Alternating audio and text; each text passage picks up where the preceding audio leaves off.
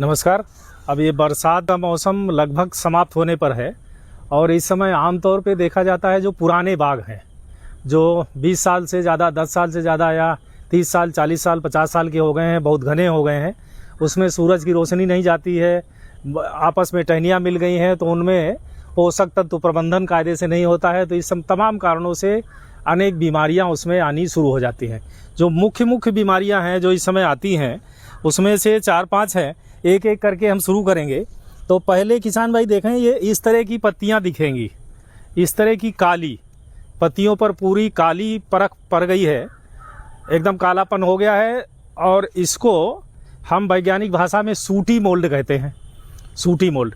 तो ये परत पड़ जाने के कारण अब इस पत्ती ने खाना बनाना बंद कर दिया, फोटोसिंथेसिस नहीं होगी, पौधे की बढ़वार रुक जाएगी और आगे कल्ला भी नहीं आएगा। तो ये पूरे पौधे की ग्रोथ को प्रभावित करेगा, आगे चल के बौर नहीं आएगा, फलत नहीं होगी।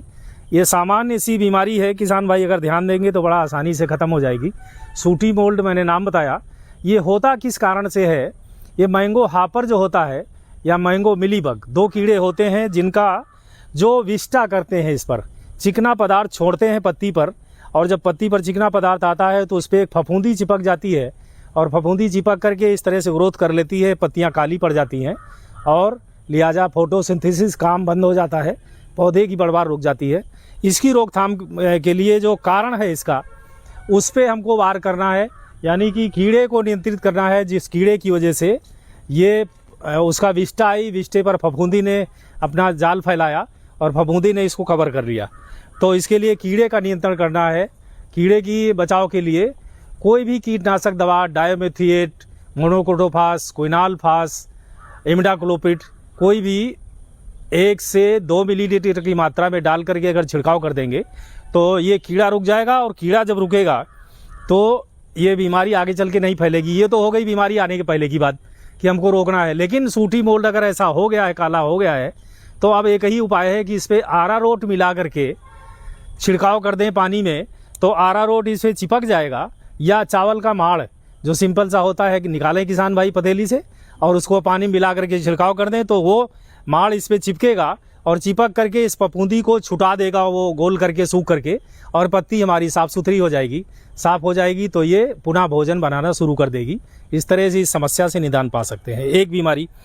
दूसरी जो बहुत कॉमन बीमारी है, ये इस तरह की देखिए, ये लाल लाल से भूरे से धब्बे दिखाई पड़ते हैं पूरी पत्तियों पर बरसात के बाद। ये बहुत कॉमन समस्या है, ये रेड रस्ट कहलाती है। हिंदी में जंग, लाल जंग कह लीजिए, जो लोहे पे लगती है तो जंग के कलर का होता है, गोल गोल धब्बे से पड़ते हैं। ये बड़ा नुकसान पहुंचाती है, इसने भी पत्तियों को पूरी तरह से डैमेज कर दिया है और परिणाम वही होगा, फोटोसिंथेसिस नहीं करेगा, पौधा नहीं बढ़ेगा, भोजन नहीं बना पाएगा।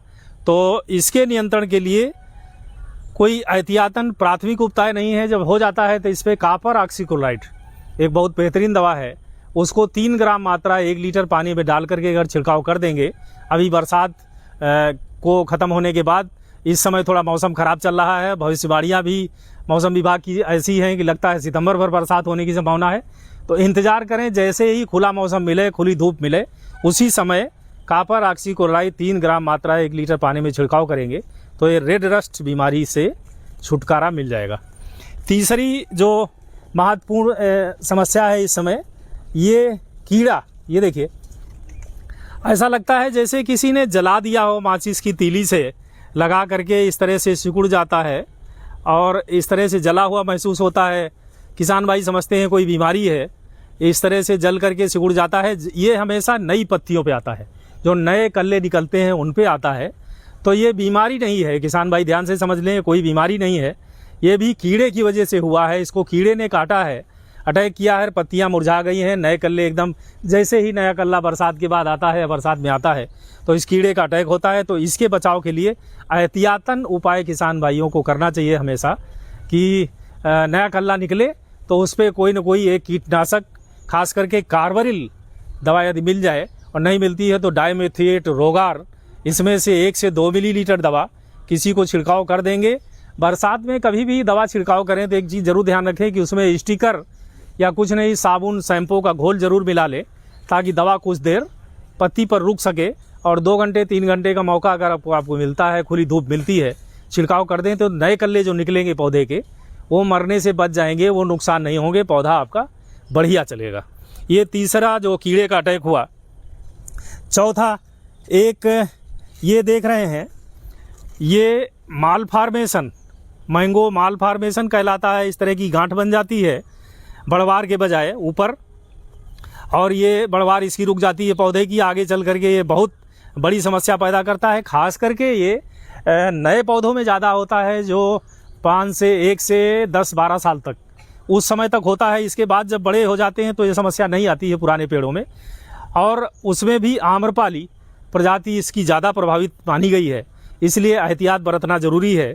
किसान भाइयों को इसको ध्यान रखें। अगर कोई ऐसा माल फार्मेशन आता है, अनियमित ग्रोथ दिखाई पड़ती है, पत्तियों के बजाय गुच्छा जैसा बन जाता है, कभी कभी छोटी छोटी पत्तियां एकदम निकल आती हैं, महीन महीन, बहुत सैकड़ों की संख्या में एक ही जगह से, तो आप समझ लीजिए कि वो वेजिटेटिव माल फार्मेशन है।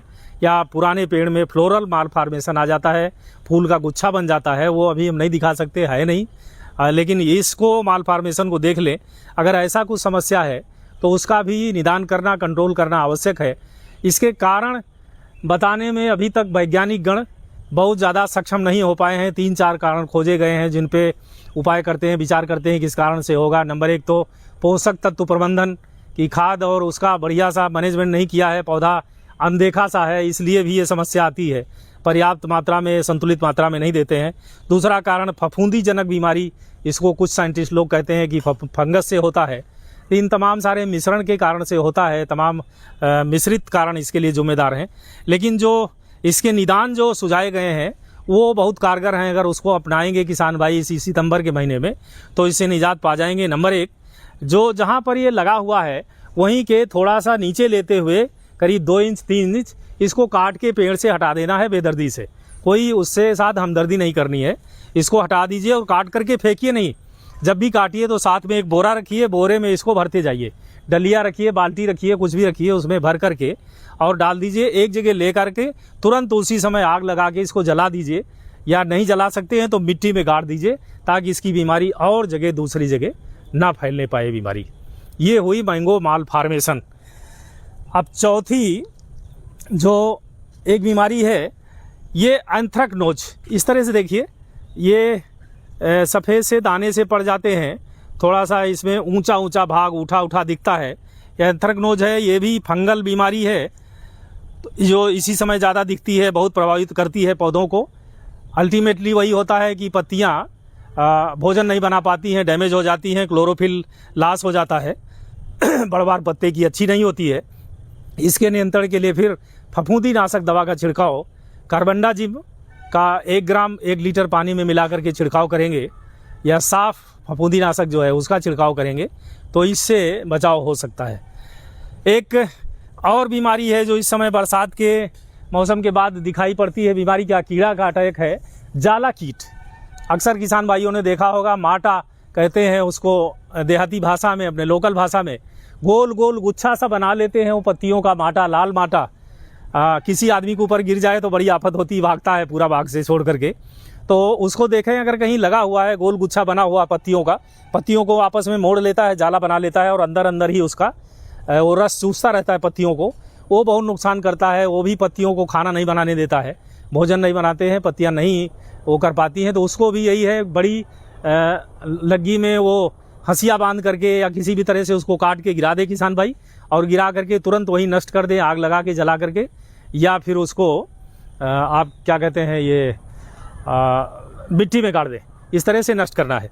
एक और समस्या जो अब दिखेगी, ये जो जाला कीट की समस्या है भी पुराने बागों में होती है, जो घने बाग होते हैं जिसमें धूप पर्याप्त मात्रा में नहीं जाती है और छाया रहती है। इसीलिए हम हमेशा सलाह देते हैं कि सेंट्रल पोर्शन ओपन रखें बाग का, पेड़ का, ताकि उसके अंदर पूरे पेड़ में हर पत्ती को धूप पर्याप्त मात्रा में मिल सके, हवा मिल सके, ऑक्सीजन मिल सके, तो ये जाला कीट या इसकी समस्या नहीं होगी।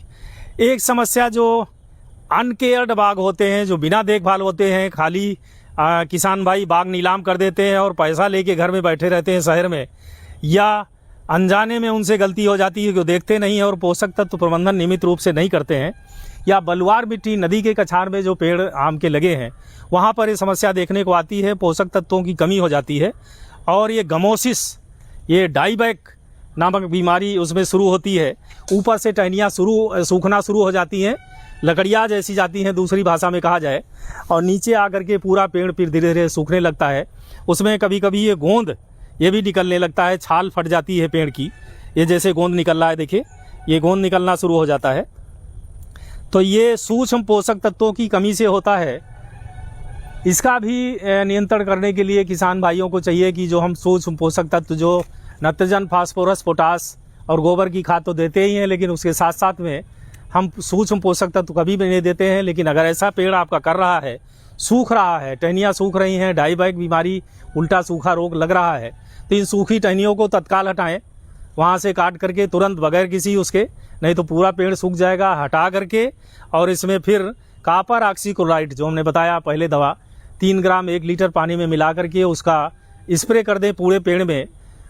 हो सके तो जो कटा हुआ है वहाँ पर पेस्ट थोड़ा सा एक बोतल में घोल लें और ज़रा सा गिराते जाएं, जहाँ कटा हुआ भाग है उसको कर दें। और नीचे थाले के पास कॉपर सल्फेट, जिंक सल्फेट और बोरेक्स, ये 3 सूक्ष्म पोषक तत्व, इन तीनों की मात्रा 250-250 ग्राम ऐसे पेड़ जो 10 साल से बड़े हैं, और साथ में ग्राम भुजा हुआ चूना करके अगर प्रयोग करेंगे, नाइट्रोजन, फास्फोरस, पोटास के साथ ही साथ सड़ी गोबर की खाद मिला करके, तो ये गमोसिस और ये डाईबैक, ये जो फंगल बीमारी है, ये भी नियंत्रित हो जाएगी। और गमोसिस जो गोंद निकल रहा है, छाल पट रही है, इससे भी पेड़ पौधे हमारे बच जाएंगे, स्वस्थ रहेंगे और आगे चल के उसमें बौर आएगा, फलत निश्चित रूप से अच्छी आएगी।